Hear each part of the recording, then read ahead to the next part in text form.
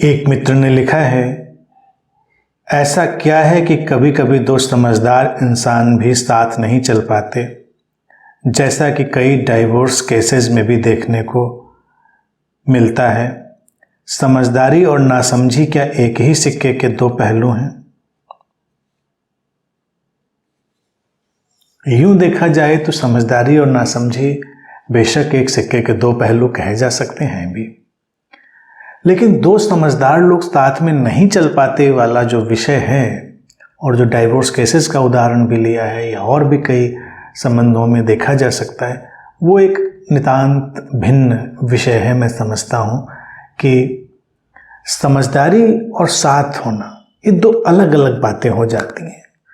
कभी कभी जो साथ होने का ढंग होता है या कहें जो केमिस्ट्री होती है दो लोगों की, वो एक अलग चीज़ होती है और ऐसे अनजाने फैक्टर्स पे, कारणों पर भी निर्भर करती है जिनको कई बार हम जान भी नहीं सकते कि दो लोगों की क्यों पटती है, वो साथ में क्यों अच्छा महसूस करते हैं। कई बार दो समझदार लोग इतने समझदार भी हो सकते हैं कि वो साथ हैं तो, लेकिन जो उस संबंध के लिए आवश्यक चीज़ें हैं वो उसमें नदारद हैं, तो नीरस भी हो सकते हैं। कभी कभी तो क्या होता है ना, अगर इसको थोड़ा फनी ढंग से देखें, रोचक ढंग से, थोड़ी कम समझदारी और थोड़ी समझदारी वाले संबंध ज़्यादा चल जाते हैं, क्योंकि कोई नहीं समझता है तो दूसरा समझाता है उसको। और कभी कभी एक ही इंसान के अंदर दोनों तत्व होते हैं, कभी समझदार कभी नासमझ। तो सबसे अच्छे देखा जाए वैवाहिक जीवन भी वही है जिसमें ये दोनों एलिमेंट हैं, कभी समझदार कभी नासमझ। तो कभी किसी को समझाने का मौका मिलता है तो कभी किसी को समझाने का मौका मिलता है, वो चलता रहता है मामला, अच्छा लगता है लोगों को। लेकिन कल्पना करिए दो कांस्टेंट समझदार लोग मिल गए, बिल्कुल हमेशा वो समझदार ही हैं, तो किसी को मौका ही नहीं मिलता समझाने का, बोरिंग हो जाता है बड़ा। उसमें एक अजीब सा ठहराव, अजीब सा मोनोटोनस जो स्थिति है वो पैदा हो जाती है, एक रास्ता निरस्ता पैदा हो जाती है। तो इसीलिए समझदार लोगों का कई बार संग साथ मुश्किल में पड़ जाता है। होना तो उल्टा चाहिए कि समझदार हैं तो साथ में चलें, लेकिन साथ होने के गुणधर्म अलग होते हैं। वहाँ पर तो हमें अपने हृदय का भी पूरा उपयोग करना होता है, अपने हृदय के साथ भी चलना होता है। समझ एक तरफ, हमारा इंटेलेक्ट एक तरफ, और हमारी हार्दिकता, हमारी भावनाएं वो एक तरफ। दोनों का सामंजस्य, दोनों की जो स्थिति समन्वय की, संतुलन की है, वही संबंधों को आगे ले जाती है।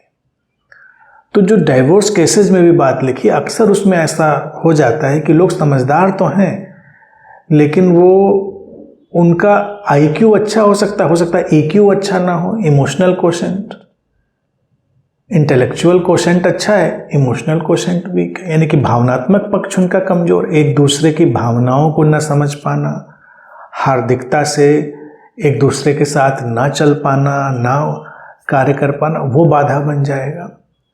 तो संबंध तो एक सर्वांगीण टोटल धरातल पर चलता है, केवल समझ से नहीं चलता। अगर हम समझ को टोटल अंडरस्टैंडिंग, यानी कि टोटल अंडरस्टैंडिंग तो बहुत व्यापक शब्द है, समझ का एक व्यापक तल देखें, एक लार्जर पर्सपेक्टिव उसका देखें, तो वो यही होगा कि हम व्यवहारिक चीज़ों को समझें, बौद्धिक चीज़ों को समझें और हार्दिक पक्ष को, भावनात्मक चीज़ों को भी समझें। जब ये समझ की व्यापकता होगी तो संबंध चल सकते हैं। कई बार तार्किक रूप से तो बात बिल्कुल ठीक होती है, व्यक्ति के हाँ बिल्कुल ठीक है, लेकिन उसमें उसकी हार्दिकता का, कोमलता का अभाव हो सकता है। तो ऐसे व्यक्ति के साथ कोई हो सकता है ना भी रहना चाहे, बहुत संभव है। कौन किसके साथ रहेगा नहीं रहेगा ये बहुत ही अलग विषय है, लेकिन ज़्यादातर रहना तो हार्दिकता के कारण ही होता है। तो उसको नहीं मिस करना है, उसको नहीं चूकना है। अब जैसे किसी को कोई बात भी समझानी है, एक गुरु के रूप में अगर देखा जाए, मैं गुरु के रोल में मान लीजिए बात कर रहा हूँ, तो सारी अच्छी बात, बहुत ही तर्कयुक्त और सुसंगत बात उसको समझा सकता हूँ, लेकिन अगर उसके प्रति मेरे हृदय में प्रेम नहीं है, करुणा नहीं है, तो मेरी बातें खोखली और बेजान हो जाएंगी। सुनेगा, उसको हर बात अच्छी लगेगी, लेकिन वो जुड़ नहीं पाएगा, साथ में चल नहीं पाएगा, और हो सकता है अपने जीवन में वो बातें भी ना ला पाए। लेकिन एक और पहलू भी हो सकता है कि मुझे उसके प्रति प्रेम है, करुणा है, सद्भावना है, मुझे लगता है कि बदलाव होना चाहिए, और जो मैंने बातें कही हो सकता है तार्किक रूप से उतनी सुसंगत ना भी हो, तो यकीन मानिए व्यक्ति तब भी बदल जाएगा और तब भी साथ में चलेगा।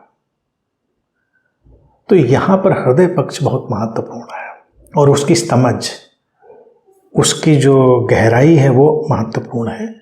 तो ये ऐसा पक्ष है जो हम बहुत उसका आकलन नहीं कर सकते, और कभी कभी चूक हो जाती है, तो वो कारण होते हैं। इसीलिए अगर लोग साथ नहीं चल पाए तो केवल उनकी बौद्धिक समझदारी को न देखकर उनकी व्यापक समझदारी को, एक लार्जर पर्सपेक्टिव में, व्यापकता में उसको देखें, तो शायद स्थिति ज़्यादा स्पष्ट हो सके।